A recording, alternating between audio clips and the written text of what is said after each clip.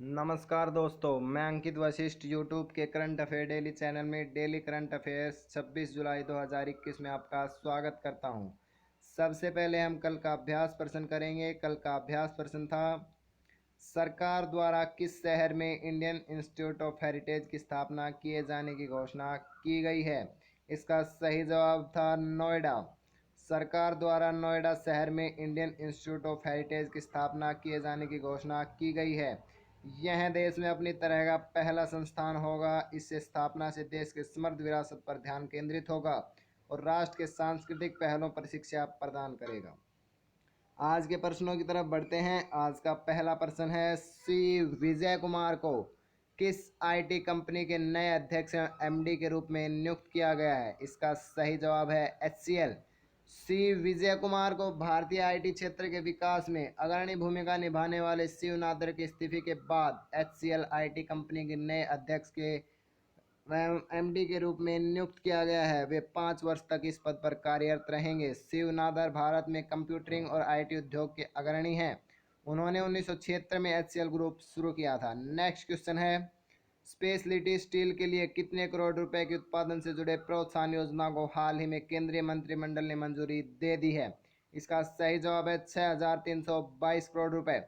केंद्रीय मंत्रिमंडल ने हाल ही में स्पेशलिटी स्टील के लिए 6,322 करोड़ रुपए के उत्पादन से जुड़े प्रोत्साहन योजना को मंजूरी दे दी है, जिसका उद्देश्य इस क्षेत्र से घरेलू निर्यात और विनिर्माण को बढ़ावा देना।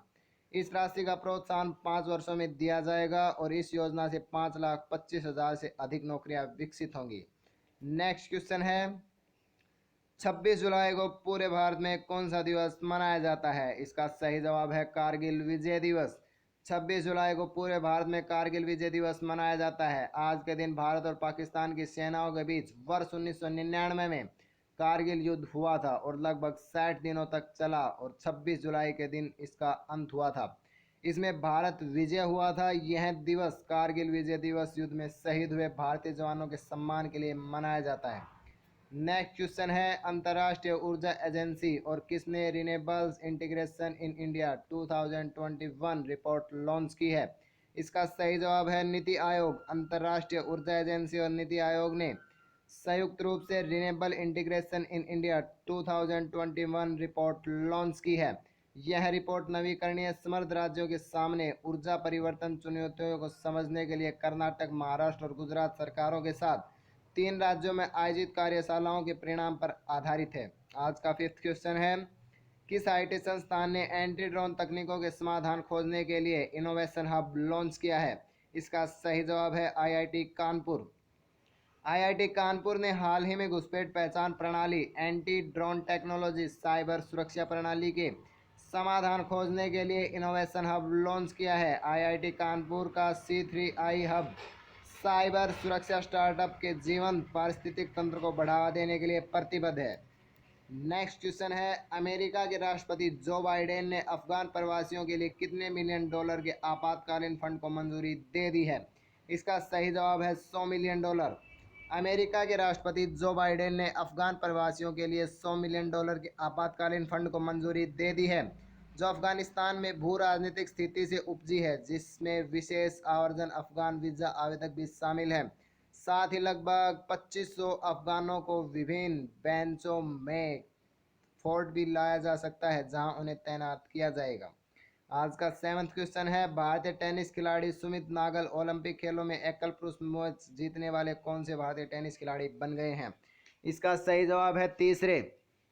भारतीय टेनिस खिलाड़ी सुमित नागल हाल ही में ओलंपिक खेलों में एकल पुरुष मैच जीतने वाले तीसरे भारतीय टेनिस खिलाड़ी बन गए हैं। हम आपको बता दें, वे 25 वर्ष में भारत के लिए जीतने वाले पहले खिलाड़ी बने हैं। उन्होंने मैच में इस्तोमिन को 6-4, 6-7, 6-4 से हराकर यह उपलब्धि हासिल की है। जबकि वर्ष 1996 के अटलांटा खेलों में जिसान अली ब्राजील के फर्नांडो मेलिगेनी को हराकर एकल मैच जीतने वाले पहले भारतीय बने थे। आज का 8th क्वेश्चन है, किस देश ने आनुवांशिक रूप से संशोधित गोल्डन राइस को मंजूरी दे दी है। इसका सही जवाब है फिलीपींस। फिलीपींस ने हाल ही में आनुवांशिक रूप से संशोधित गोल्डन राइस को मंजूरी दे दी है। इस गोल्डन राइस को फिलीपींस द्वारा व्यावसायिक उत्पादन के लिए मंजूरी दी गई है। यह फैसला विश्व के विकासशील क्षेत्रों में बच्चों की जान बचाएगा और बचपन के अंधेपन का मुकाबला करेगा। आज का 9वां क्वेश्चन है, केंद्रीय जनजाति कार्य मंत्री श्री अर्जुन मुंडा ने हाल ही में किस राज्य में 5 एकलव्य आदर्श आवासीय विद्यालयों की आधारशिला रखी है? इसका सही जवाब है झारखंड। केंद्रीय जनजातीय कार्य मंत्री श्री अर्जुन मुंडा ने हाल ही में झारखंड राज्य में 5 एकलव्य आदर्श आवासीय विद्यालयों के निर्माण की आधारशिला रखी है। उन्होंने साथ ही पश्चिम सिंहभूम के हाट, गमहरिया और मझगांव प्रखंडों में एकलव्य विद्यालयों का भी शिलान्यास किया है। उन्होंने कहा है कि इससे झारखंड के सभी एकलव्य आदर्श विद्यालयों में तीरंदाजी खेल की सुविधा होगी। आज के अंतिम प्रश्न की तरफ बढ़ते हैं। आज का अंतिम प्रश्न है, हाल ही में किसने मरुस्थलीकरण को कम करने और आजीविका प्रदान करने के लिए बोल्ड नाम की परियोजना शुरू की है? इसका सही जवाब है खादी और ग्राम उद्योग आयोग। खाद्य और ग्राम उद्योग आयोग ने हाल ही में मरुस्थलीकरण को कम करने और आजीविका प्रदान करने के लिए एक बहुउद्देशीय ग्रामीण उद्योग सहायता बोल्ड सूखे भूक्षेत्र पर बांस मरु उद्यान की परियोजना शुरू की है। इस योजना से राजस्थान में जनजातियों की आय और बांस आधारित अर्थव्यवस्था को बढ़ावा दिया जाएगा। आज के अभ्यास प्रश्न की तरफ बढ़ते हैं। आज का अभ्यास प्रश्न है, भारत सरकार की निःशुल्क टेलीमेडिसिन सेवा ई संजीवनी ने हाल ही में कितने लाख परामर्श पूरे कर लिए हैं? इस क्वेश्चन का जवाब आप हमें कमेंट सेक्शन में ज़रूर दें। अगर वीडियो पसंद आई हो तो वीडियो को लाइक करें और यदि आप हमारे चैनल पर नए हैं तो चैनल को ज़रूर सब्सक्राइब कर लें ताकि हमारी हर वीडियो की नोटिफिकेशन आप तक पहुंच सके। धन्यवाद।